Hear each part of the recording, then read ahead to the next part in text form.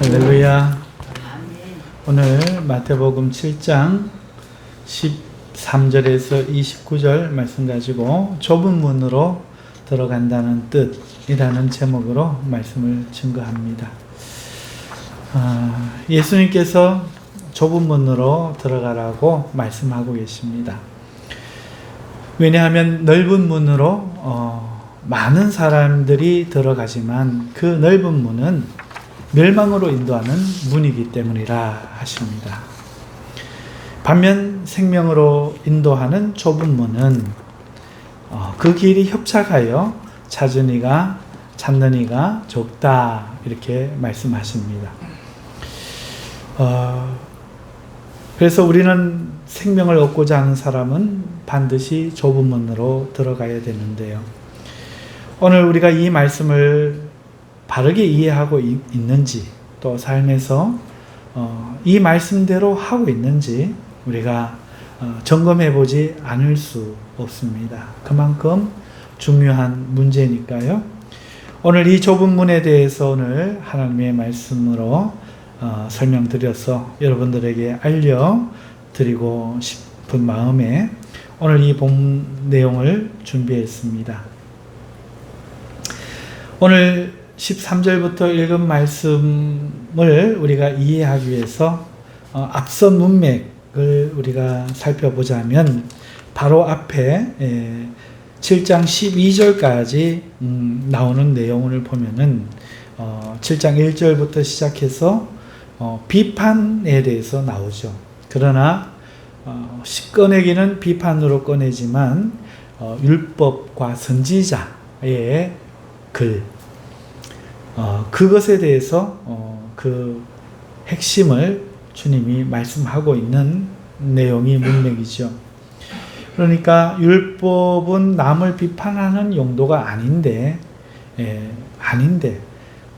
사람들이 율법을 비판하는 용도로, 남을 정죄하는 용도로 사용되고 있는 현실을 보면서 예수님께서는 율법은 남의 죄를 발견해서 그거를 꺼내려고 하는, 비판하고 남을 고치려고 하는 용도가 아니고 자기 자신을 돌아보고 자기를 먼저 고치려고 하는 용도로 쓰여져야 된다. 하나님은 그런 용도로 우리에게 주셨다, 이 말씀을 하시면서, 그런데 자신도 온전히 고치지 못한 사람이, 오히려 자기가 더 큰 허물이 있는 사람이 남을 고치려고 하면 어떻게 되겠느냐?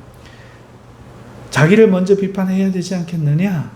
남을 비판하면 그 비판이 돌아오지 않겠느냐? 말씀하시면서 네 자신이 허물이 있다면 남을 비판하지 말라 말씀하십니다. 왜 그런가 하면은 우리가 하나님 앞에 기도할 때 고기를 달라 하고 생선을 달라 하고 떡을 달라고 하면 하나님이 우리 허물을 보고 니까짓게 무슨 그런 걸 달라고 하느냐 하면 너의 마음이 어떻겠느냐? 그러나 하늘 아버지는 너에게 좋은 것 주시지 않느냐? 그러면 너도 남에게 네 허물도 못 고쳤는데 좋게 이야기해 줘야 되지 않겠느냐? 네가 남에게 너를 종같이 대하지 않고 남이 너를 책망하지 않고 선지자처럼 여겨주기 원하면 네가 먼저 남을 선지자처럼 대해줘야 그 사람이 선지자처럼 대할 마음이 있지 않겠느냐? 네가 남을 죄인 취급하면 그 사람은 너를 죄인 취급하지 않겠느냐? 라고 말씀하시면서, 그러므로 율법은 너희들이 알고 있는 것과 같이 남을 비판하고 정죄하고 남의 죄를 고쳐주려는 선생 되라고 주신 것이 아니라 먼저 자기 자신을 고치라고 하나님께서 주신 것이요, 그 다음에야 다른 사람을 밝히 보고 고칠 수 있으며, 하나님이 자기에게 좋은 것, 내가 온전히 고쳐지지 못해도 좋은 것, 기도할 때에 좋은 것으로 응답해 주시기를 바란다면 너도 남에게 네 허물이 있을 때에 남에게 좋게 대접하고 남에게 비판받지 않고 싶다면 너도 남을 비판하지 말라는 것이 율법과 선지자의 뜻이다. 이렇게 설명을 하셨죠. 이것이 앞서 문맥입니다. 이 문맥에서 이어지는 말씀으로 이 본문 말씀 좁은 문으로 들어가라 이렇게 읽어야 됩니다. 그런데 지난번에도 잠시 말씀드렸지만 저는 어렸을 때 이것을 설명해 주는 분이 없었어요. 그래서 비판하는 것과 거룩한 것을 계획에 던지는 것과 구하면 하나님이 주시고 찾으면 찾는 것과 두드리면 열리는 것과 이런 것이 전부 다 다른 이야기인 줄 알았어요. 그런데 목회자가 되고 제가 성경을 보고 하나님 깨닫게 하시면서 원어도 알고 그러면서 깨달은 것은 이것이 한 문맥이라는 거예요. 같은 이야기라는 겁니다. 그래서 말씀을 이것이 어떻게 해서 이어지는 말씀인지를 설명을 드렸는데 오늘 이 좁은 문도 그렇게 보면은 같은 문맥입니다. 앞에 그 율법의 이야기에서 이어지는 거죠. 자, 그럼 어떻게 이어지는지 우리가 알아야 되겠는데요. 먼저 이 본문 내용으로 보면은요, 좁은 문으로 들어가라고 말씀하십니다. 왜냐하면 멸망으로 인도하는 문이 크고 그 길이 넓어서 많은 사람들이 그 넓은 문으로 들어가니 따라 들어가기 쉽잖아요. 사람은 와 가면 저게 맞는갑다. 길을 모르는데 한 사람이 앞장서서 걸으면 저 친구 가봤는갑다. 이러고 가게 되잖아요. 그러니까 많은 사람들이 넓은 길로 가는데 그게 틀렸다는 거예요. 생명으로 인도하는 문은 좁고 길이 협착하다 이렇게 말씀합니다. 그래서 찾는 자가 적어서 저 길 맞나 싶어도 그 길이 맞다 이렇게 말씀을 하고 계시는데요. 자, 여기서 두 가지 질문을 할 수 있겠죠. 왜 좁은 문 이야기가 갑자기 이 문맥에서 나오느냐? 율법과 선지자는 하나님께서 먼저 나를 고치라는 것이다. 그 다음에 내가 다 못 고쳤을 때에도 남을 비판하는 용도로 사용해서는 안 될 것은 하나님 내게 좋게 대해주시지 원치 않느냐? 남이 나에게 사람 대접해 주기를 바라지 않느냐? 그럼 너부터 먼저 사람 대접하라는 게 이에는 이, 눈에는 눈의 뜻인데 너희는 왜 자꾸 이빨 하나 뽑았다고 그 이빨 한 개 부르차 눈 하나 뺐다고 눈 하나 뽑자 복수의 법으로 이용하느냐? 이 문맥에서 왜 좁은 문 이야기가 나오는가? 이게 첫 번째 질문이고요. 두 번째 질문은 왜 그러면 좁은 문, 큰 문으로 멸망이 정해지느냐 하는 것이죠. 여러분 그렇죠? 좁은 문, 큰 문으로 멸망이 지어질 게 아니라 그 뒤에 넓은 문일지라도 생명이 주어진다면 그 문이 생명의 문이 되어야 되지, 좁은 문일지라도 사망이 있다면 그것으로 사망의 문이 정해져야 되지, 왜 넓은 문, 좁은 문, 문 크기로 생명과 멸망이 정해지는가? 이 질문 두 가지 할 수 있습니다. 좁은 문 이야기 왜 나오는가? 왜 문 크기로 그렇게 선악을 결정해버리는가? 여기에 답을 할 수 있어야 이 본문 말씀이 이해가 되는 것이겠죠? 해답을 말씀드리자면은 앞에 문맥하고 왜 이어지는지를 우리가 여기서 찾게 되는데, 여러분 갑자기 문이 나옵니다. 이 문이 아파트 문일까요? 월드컵 경기장 문일까요? 우리 교회 문일까요?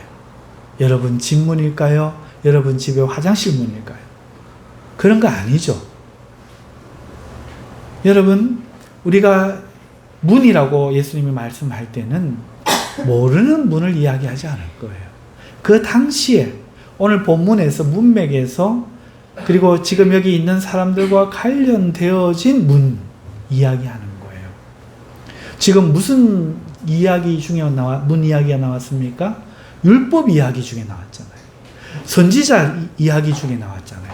그러니까 이 문은 실제 저 문이 아니고 율법과 선지자에 관한, 그리고 남을 비판하는 것과 남을 고치려고 하는 이 길에 대한, 그리고 앞에서 외식이라고 말하며 책망했던 이 맥락에서 말하는 그 당시에 모든 사람들이 가고 있던 율법이 중심이 된 유대교와 바리새인들의 교리의 문을 이야기하는 거예요. 태어나 보니 모두 가는 거야. 태어나 보니 부모님이 교회 가서 그냥 교회 와가지고 아무 예배에 감격도 없이 예배를 드리는 기독교인들이 대학교를 가는 순간 신앙이 떨어지고 30대가 되고 결혼이 하는 순간 이 세상에 오늘 우리 대한민국에 그 많던 기독교인들이 사라져버린 거죠. 남들 가니까 가는 이 넓은 문. 그러나 그 문은 멸망으로 인도하는 문이라는 거죠. 왜 그 문을 넓은 문이라고 이야기했는가?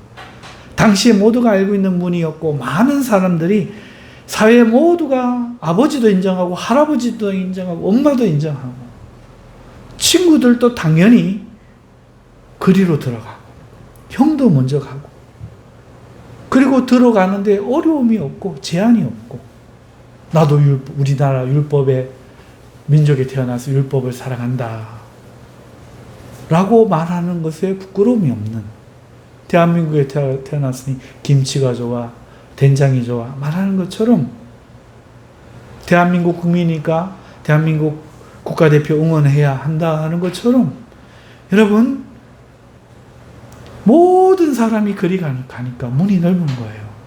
걸림돌이 없고 환영을 받는 거죠. 당연하게 여겨지는 겁니다. 그래서 이 문이라는 것은 실제 어떤 문을 이야기하는 게 아니고 모두가 알고 있는 바로 앞선 문맥, 율법과 선지자들에 대한 이해와 태도, 모든 사람들이 걷고 있는 바로 그 길, 그 길을 넓은 문이라 말씀하시는 거고, 그럼 왜 그 문으로 들어가면 멸망당하느냐? 지금 이스라엘 백성이 멸망당하게 생겼거든요. 하나님의 뜻을 전혀 모르고 있고 율법을 전혀 반대로 사용하고 있고, 그래서 생명의 유일한 도구로 주신 예수 그리스도마저 거부하고 있는 이런 상황.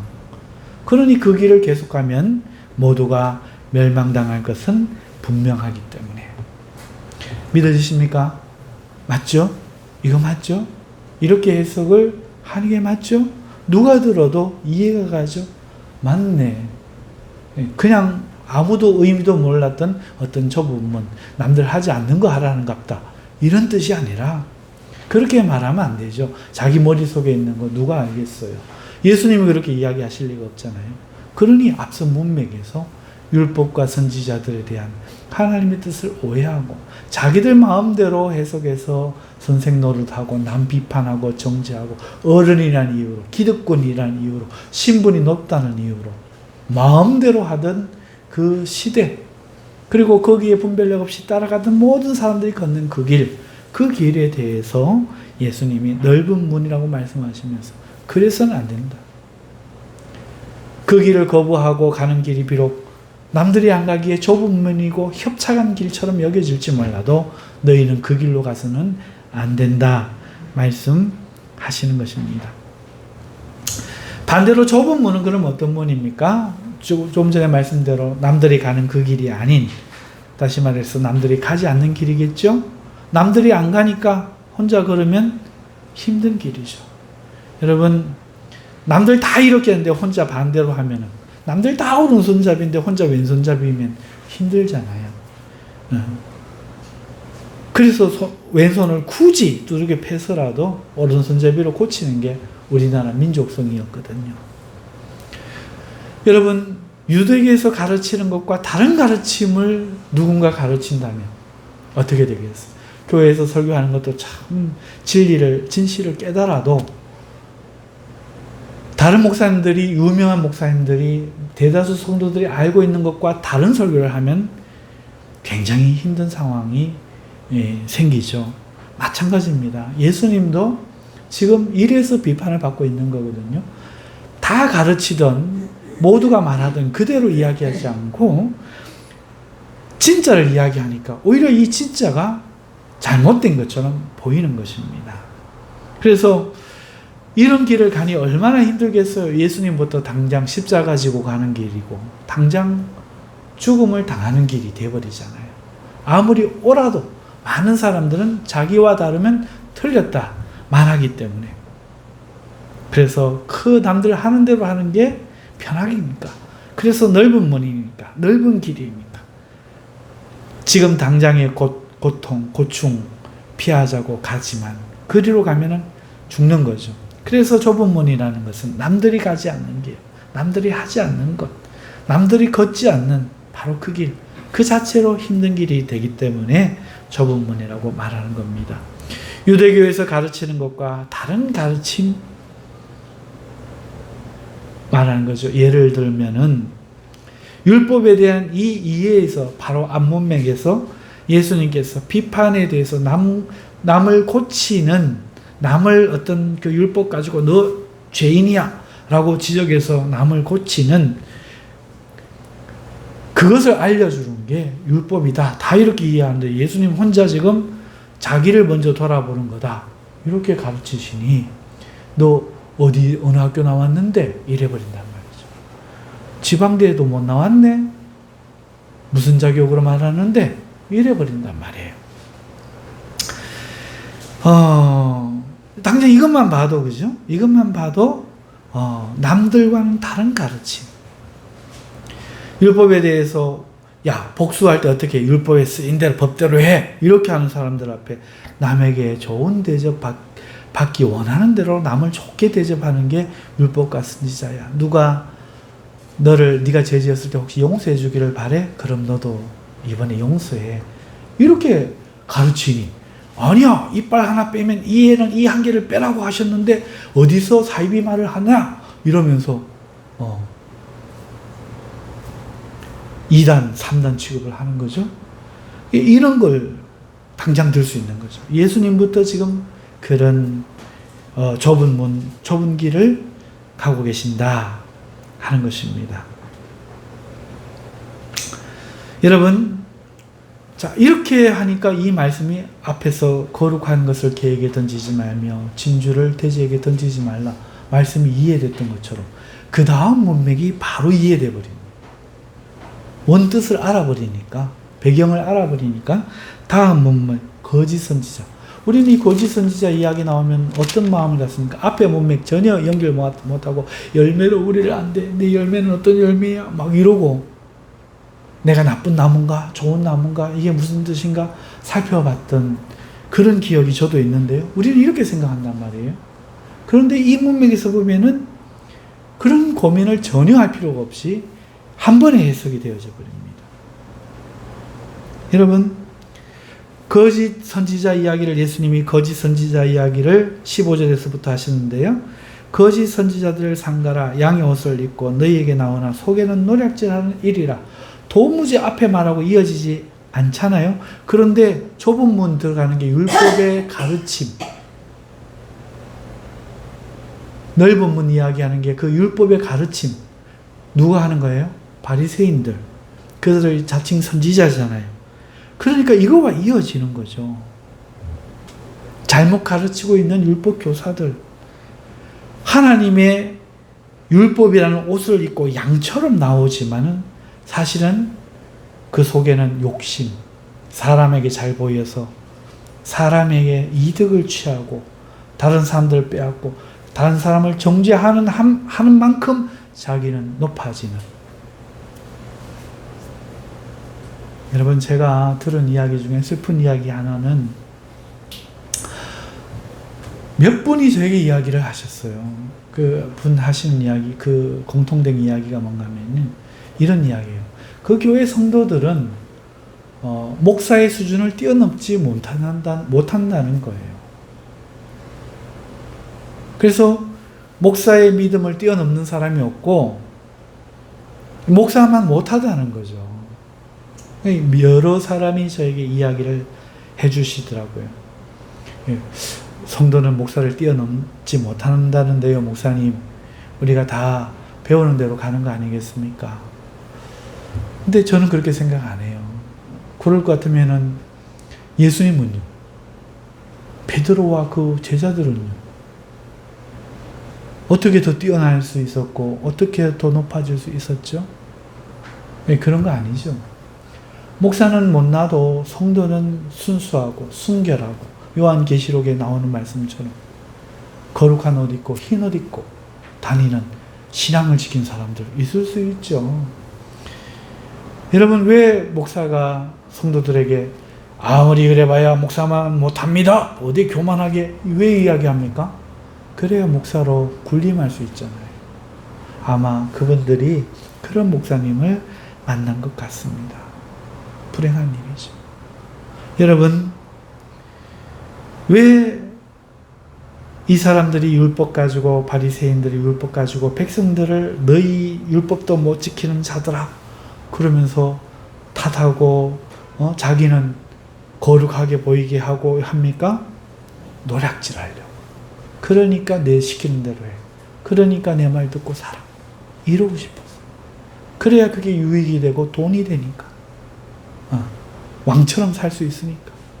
자기가 뭔 잘못을 해도 이거 하나님의 뜻이야. 그러니 여성도여 치마를 벗으시오. 이런 말도 안 되는 이야기가 이 지배 속에서, 구조 속에서 나타난다는 거죠. 지금 제가 없는 얘기하는 게 아니고 우리 한국교회에 있었던 이야기 지금 하는 거죠. 예를 드는 겁니다. 귀신을 죽게 한다고 두들겨 패는 거야. 그 사람이 죽는 거야. 그래도 그 엄마도 그게 맞다고 생각하고 옆에서 같이 기도하고 있다. 그 아버지도 옆에서 자식이 맞아 죽어가고 있는데 기도하고 있다. 이게 맞습니까, 과연? 어떻게 그런 권세를 행할 수 있고, 어떻게 여성도의 치마를 벗길 수 있고, 어떻게 때려 죽여도 괜찮을 수가 있습니까? 어떻게 재산을 다 바치게 하고도 순종시킬 수 있습니까? 너를 죄인 만들어야 되거든. 비참하게 여기면 여길수록 본인의 말이 먹히니까. 여러분, 그래서 멸망이 길인 거예요. 양의 탈을 옷을 입고 있으나 노력하는 일이라는 거죠. 명색은 하나님의 율법인데, 오늘날로 치면 명색은 하나님의 성경 가지고 말씀을 전하는데 실제로는 돈 내라는 거죠. 실제로는 내 원하는 대로 하라는 거예요. 종이 되라는 거죠. 이거 모든 사람이 믿으면, 엄마도 믿고 아버지도 믿으면 그 아들은 맞아 죽을 수밖에 없는 거예요. 문맥적으로 보면 이 말씀이 명확하게 이해됩니다. 하나도 어렵지가 않습니다. 이 바리새인들이, 이 율법 교사들이 겉으로는 하나님의 종처럼 정말 양의 옷을 입고 있는데 속에는 노략질을 하는 일이라 하는 것이죠.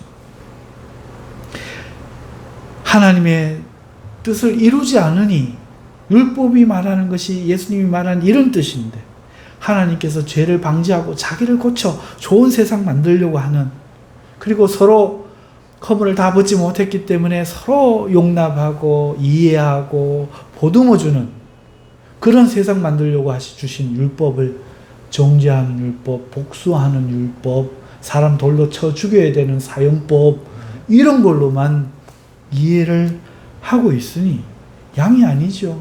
속은 일이죠. 그러면서 예수님이 그런 맥락에서 16절 그들의 열매로 그들을 알지니 말씀하는 거예요.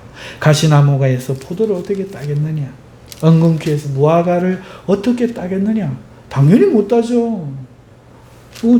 포도나무에서 포도 따고 무화과나무에서 무화과 따는 거지. 무슨 가시나무에서 엉겅퀴에서 과일을 따겠어요? 그럼 말도 안 돼. 이리가 좋은 하나님의 말씀을 바르게 선포하겠어요? 자기 거 주고 성도들을 위해 군림하지 않고 성도들에게 섬기겠어요? 당연히 안 하죠. 바로 그 말씀입니다. 이해가 확 되는 거죠. 그러면서 예수님은 나아가 말씀하십니다. 나더러 주여 주여 하는 자마다 다 천국에 들어갈 것이 아니요. 여러분, 주의 이름을 부르는 자는 살리라. 우리는 너무 이렇게 어떤 거 가지고 다 꿰맞추려고 하는 그 나쁜 버릇이 있어요. 자라에게 물린 사람, 자라 아시죠? 우리 젊은이들은 자라 모를 수도 있는데, 낚시하러 가면요, 한 번씩 물고기가 아니라 자라가 그걸 물고 올라와요. 자라 잘못하면 목이 거북이하고 또 좀 달라서 자라는 목이 이렇게 등껍질이 있으면 머리가 이만큼밖에 없어요. 이만큼 있는데 요게 쑥 길어져 나옵니다. 깜짝 놀랍니다. 나와서 손을 탁 물어버리는 거예요. 자라보고 놀란 것은 그 뜻이에요. 자라를 한번 물린 거죠. 부엌에 딱 들어갔는데, 정지에 딱 들어갔는데 소뚜껑이 있는 거예요. 엄마야! 자라가 생각나가지고. 여러분, 우리는요, 그런 관점으로 해석하는 거죠. 버드나무 밑에서 연애하는 사람을 봤으면, 그 다음 버드나무 밑에 삭감만 고쳤어도 저 사람 쳐서 먼지 됐다. 이렇게 생각하는 거죠. 그러니, 우리는 주여 주여 주의 이름을 부르는 자는 구원을 얻으리라는 이 말씀 가지고 문맥은 생각도 안 하고 다 오만 데다 다 적용시키는 거예요. 생각을 안 하고. 그러니까 주여 주여 하면 구원받아야 되는데 왜 천국에 못 들어간다고 하시지? 그만 에러가 탁 떠버리는 거죠. 해석이 안 됩니다. 그러나 전혀 다른 말이에요. 말이라는 것은 상황에 따라 다른 거잖아요. 똑같은 말도 아이고 잘한다 이 말도 못하는 사람에게는 비아냥거리는 말이고 잘하는 사람에게는 칭찬하는 말이잖아요.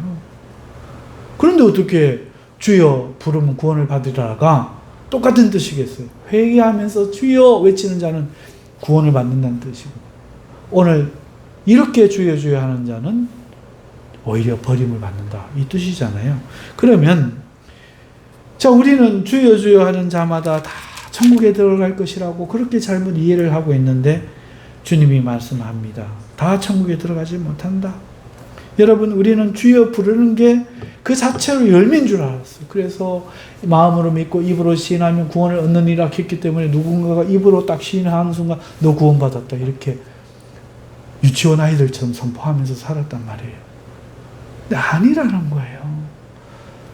생명을 걸고 진심으로 삶의 가치로서 그 길을 따르는 게 입으로 시인하는 거예요.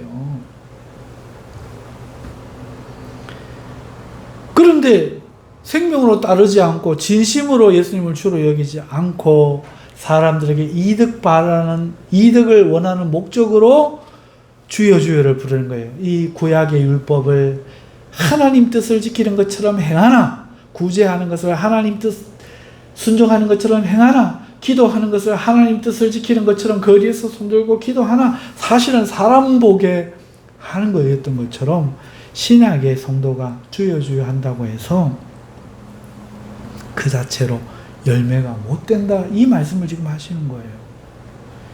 하나님의 뜻대로 진심으로 주님을 불러야 가치가 있지 입으로 이득을 위해서 주여 주여 하는 것은 열매가 아니라는 것이고 오히려 불법을 행한 자들아 나는 너를 모른다 책망을 받는다는 것이죠. 그 다음에 나오는 말도 마찬가지입니다. 주의 이름으로 선지자 노릇하며 보세요. 예수님의 이름으로 내가 예수님의 이름으로 이렇게 합니다. 얼마나 그럴듯해 보입니까? 주의 이름으로 선지자 노릇을 했는 거예요. 하나님이 말씀하셨습니다. 이렇게 선지자 노릇을 한 거예요. 그런데 그것도 열매가 아니라는 거죠.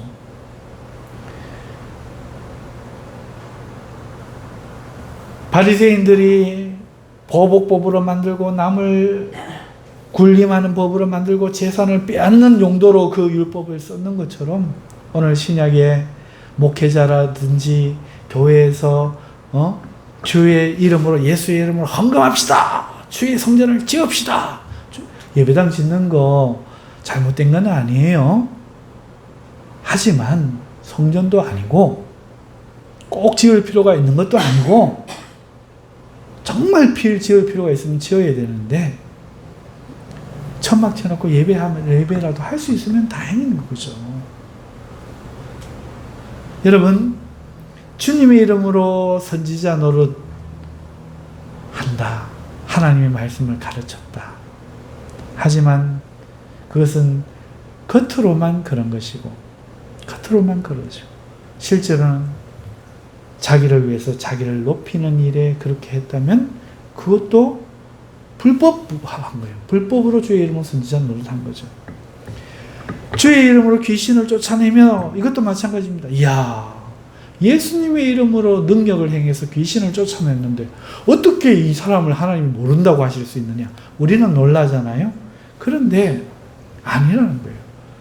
주의 이름으로 많은 권능을 행함이 열매가 아니라는 거예요. 주의 이름으로 주여 우리가 귀신을 쫓아냈고 많은 권능을 행하지 않았나이까? 여러분, 신약 시대의 이 성도들 중에 구약의 이 바리새인들처럼 그 바리새인들의 율법을 도구로 이용한 것처럼 자신의 삶을 위한 도구로 예수의 이름을 사용할 수 있잖아요.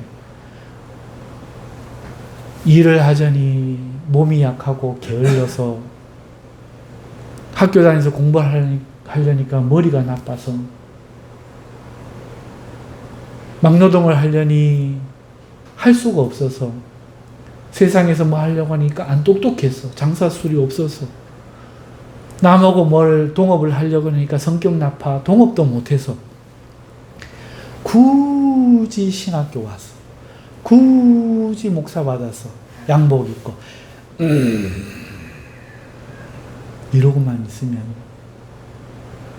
사례비 나와 퇴직금 나와 말 잘 들어 성경 말씀 엉터리로 말해도 복잡한 칼빈이 말하기를 종교개혁자 누가 말하기를 이것만 하고 있으면 성들이 분간 못하니 여러분 그렇게 신학을 나와서 목회자가 되는 사람 여러분 분별해낼 수 있습니까?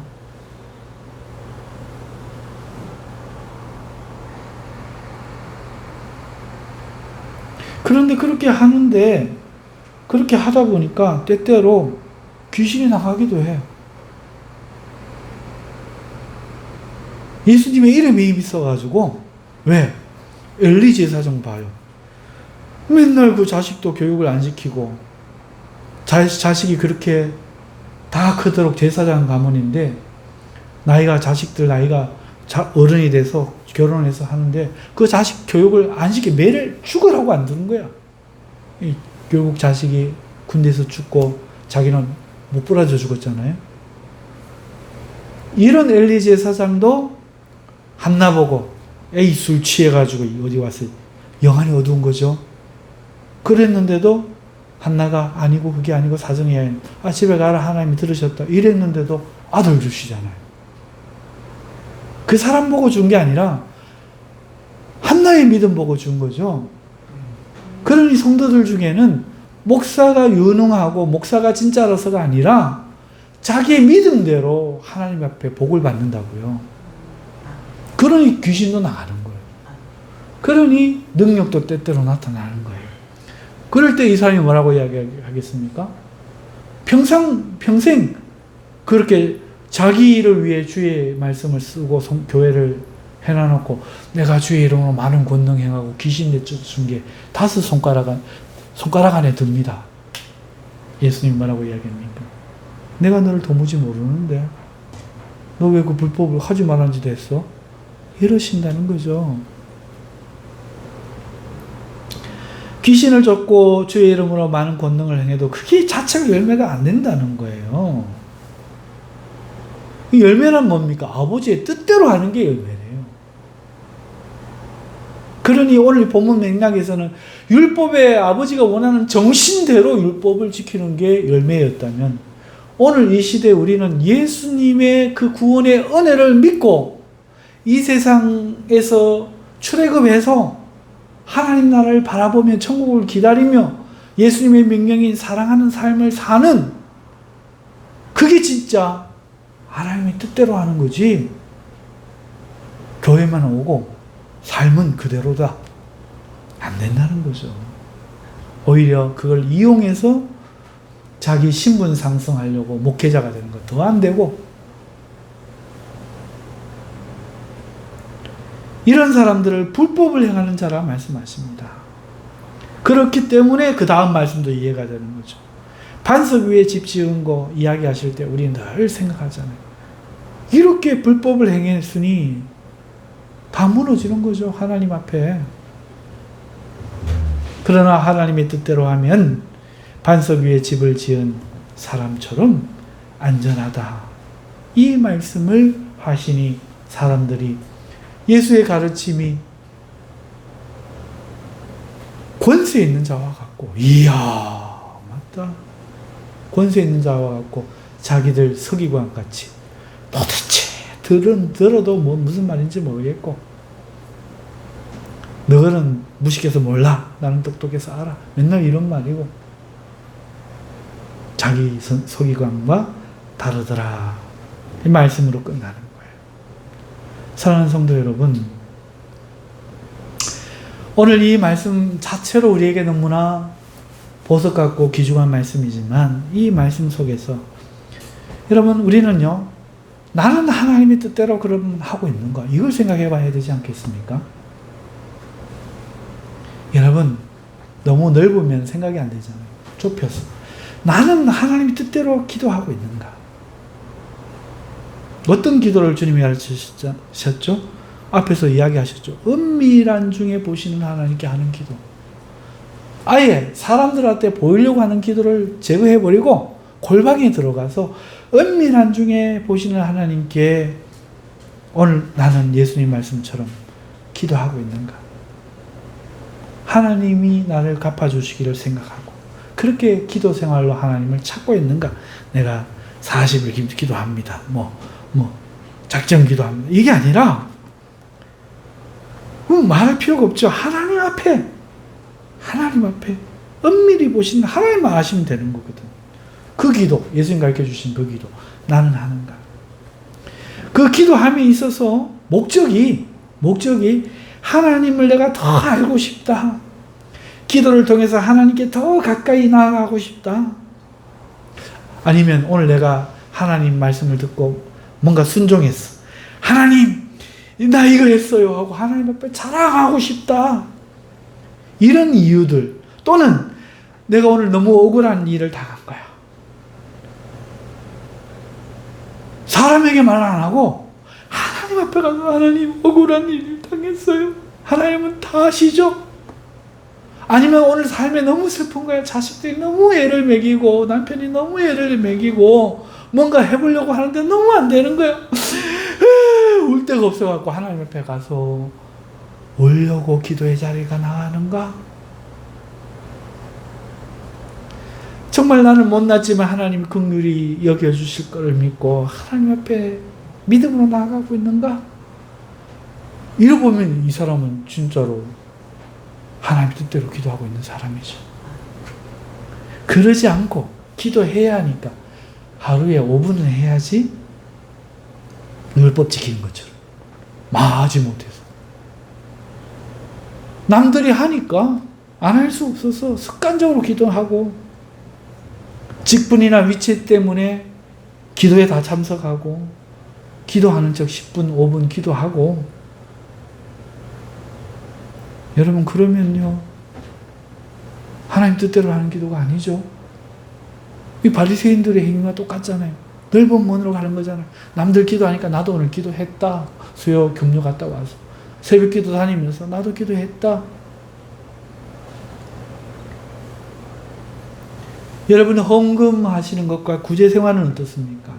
예수님이 어떻게 가르치셨나요? 오늘 이 바리새인들이 하는 것처럼 바리새인들이 뭐 잘했어요? 11조 잘했고 첫 예물 잘 드렸잖아요. 누구보다 잘했잖아요. 헌금과 이 구제를 주일이니까 헌금하고 하는 거죠. 본인은 하지도 않고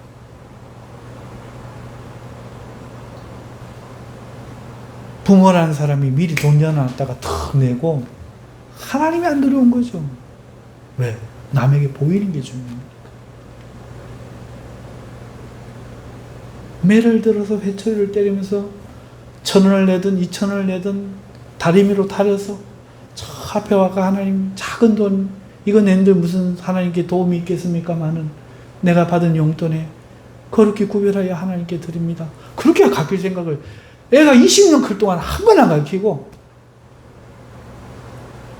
1,000원짜리 2,000원짜리 넣어가지고 하나님이 거지 새끼처럼 적선하듯이 그러면서 자기는 신앙이라고 하나님 다 보고 계시는데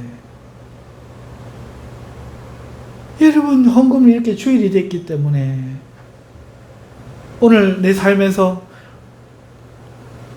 선생님한테 혼날까 안 혼나서 아유 너무 감사해. 100원 띄가지고 하나님 1,000원을 못 드리고 감사합니다.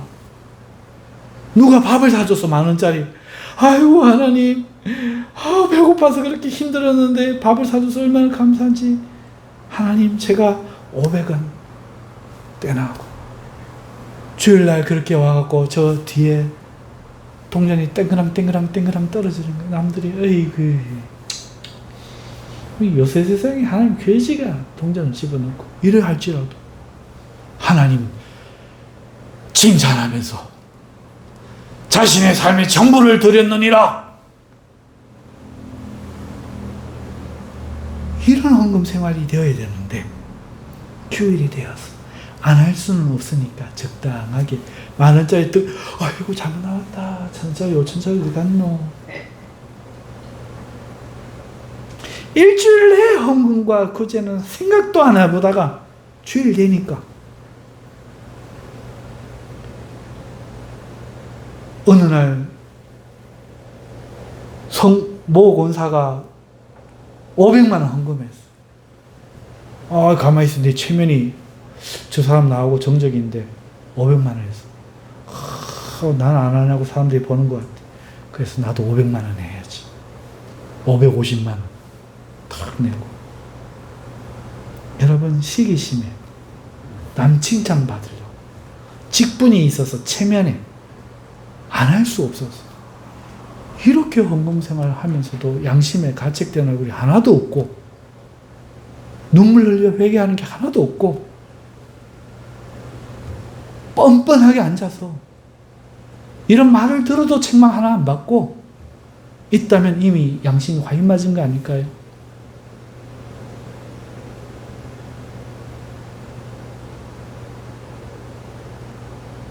이런 사람이 어떻게 마지막 날에 주님 천국에 들어가겠습니까?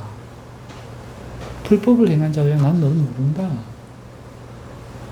지금의 기회. 하나님 앞에 내 상예물을 지금 내 몸을 드리고 회개를 드릴 수 있는 기회. 지금 하나님이 말씀하신다 믿고 지금 회개할 수 있는 기회. 그러니 우리의 헌금과 구제는 가난한 자를 돕기 위해서 교회에 힘을 모아 교회를 통해 내 자금이 너무 약하잖아. 그러기 위해 하나님께 교회를 통해서 헌금하고 그래서 구제하고 하나님께 내 삶에 너무 자녀가 대학을 들어갔어. 자녀가 승진을 했어. 너무 감사한 일들이 있어요. 좋은 사람 만났어. 너무 감사한 일이 있어서 하나님 앞에 주중에 감사할 길이 없으니까 하나님 감사합니다 했는데 입으로만 하기를 그러니까 누군가 나에게 은혜를 베풀어도 우리가 보답이라는 걸 하고 추석이라고 선물을 사들고 갔는데 우리가 하나님 앞에 감사 예물이라도 하려고 너무 감사한 일이 있어서 구별하고 그 다음에 선한 사업을 소원하는 게 있는 거예요. 하나님 내가 평생의 고아원을 내가 10군데를 섬기겠습니다. 만일 못해도 10,000원씩 10군데 선한 사업을 소원하는 것이 있어서 그것을 위해 소원을 하고 평소에 내가 누군가를 돕는데 내가 30,000원 도와봐야 표라도 안 하잖아요. 그러니 1년 모으는 거죠. 30만 원, 36만 원 모아가지고 누군가에게 명절날, 추운 겨울날 이름 없이 교회를 통해서 안 해도 그 집 문 앞에 그 어려운 성도 성령책 속에 주님의 이름으로 사랑합니다 한마디 써가지고 여러분 이게 하나님 뜻대로 하는 헌금 아닐까요? 근데 오늘 교회 와서 어떻게 헌금합니까? 어떻게 구제합니까? 너무나 지금 잘못 가고 있는 거 아니에요? 너무나 잘못 가고 있다. 예수님이 이걸 이야기하는 거예요. 모두가 교회 와서 헌금만 하면 잘했대. 교회만 출석하면 잘한대. 정말 그래요? 다 죽어도 괜찮겠어요? 교회에 나왔는데 그렇게 옷 입고 나오면 안 된다고, 그렇게 찬송하면 안 된다고, 그렇게 헌금하면 안 된다고. 책망 안 해도 괜찮겠어요? 여러분, 오늘 우리를 살펴봐야 돼. 내가 하나님의 뜻대로 하고 있는가? 나는 과연 넓은 문으로 들어가고 있는가? 아니면 좁은 길을 걷고 있는가? 많은 성도들이 지지한다고, 대다수 사람들이 그렇게 한다고, 남들 하니까 이것이 옳다고 나는 과연 하고 있는데 이게 옳은가? 점검해봐야죠. 내 목숨이 걸린 얘기인데. 목숨을 누구한테 남이 한다고 따라하는 거 그거 너무 어리석지 않아요? 내 영원한 생명이 걸린 일인데. 남들이 하고 다들 그렇게 하니까 옳겠지라고 판단하는 거 이거 너무 경솔하지 않겠어요? 참 하나님이 원하시는 것인지 정말 우리 고민해 봐야죠. 예수님 앞에만 이런 좁은 문이 있었고 오늘 우리 앞에는 이런 좁은 문이 없을까요? 예수님 앞에만 율법 바리새인들이 있었고 오늘 우리 앞에는 없을까요? 그러면서 남들 하는 얘기가 좋다고 남들 하는 데 가서 남들 책망도 안 받고 교회 오면 환영하고 헌금하면 환영하고 어서 오세요 할렐루야 인자하다고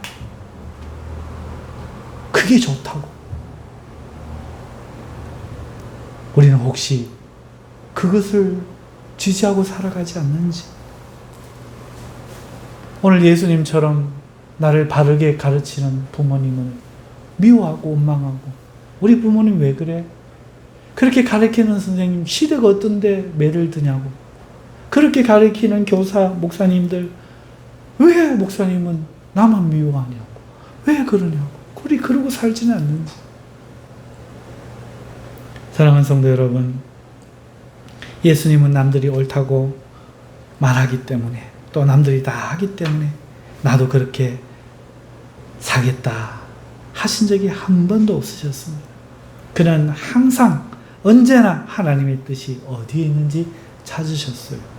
어려서부터 말이죠. 그가 12살 때 예루살렘에 방문할 기회가 있었는데 그 방문했을 때 부모님은 집에 돌아가는 남들 다 집에 가니까 부모님 가니까 나는 가겠다 얘기 안 해요. 12살짜리 꼬마가 성전에 남아서 율법 교사에게 묻기도 하고 듣기도 하며 율법에 대한 답을 찾고 있었어요. 12살짜리가. 그는 어려서부터 부모에게 순종하셨어요. 곧 하나님의 율법을 순종하셨죠. 부모가 옳으냐 틀리냐 아니잖아요. 마리안들, 요셉인들 잘못 가르치고 성질 없었겠어요. 엄마는 왜 그러는데? 아빠는 왜 그러는데? 예수님인들 율법 전체를 아시는 분이 허물 못 발견하겠어요. 엄마 그렇게 말하는 거 엄마의 그런 숨은 마음 때문이지. 엄마도 이렇게 해놓고 지금 나보고 그럴 자격이 돼? 예수님이 왜 할 말이 없었겠어요? 그런데 예수님은 어려서부터 부모에게 순종하셨다고 말씀하셨어요. 왜? 성경에 기록되어 있어요. 왜? 율법에 말씀하시니 자기를 먼저 고친 거죠. 자기를 먼저 순종시키는 거예요. 그는 자라가면서 더욱 하나님과 사람에게 사랑스러워 가시더라 말씀했어요. 무슨 말입니까? 율법의 정신이 뭐라고 지금 가르칩니까? 대접받고 싶은 대로 대접하는 거. 그러니까 어릴 때부터 남들에게 사랑스럽게 구는 거예요. 원하게 안 하고 사랑스럽게 순종하고 자기 자랑 안 하고 좋은 말 해주고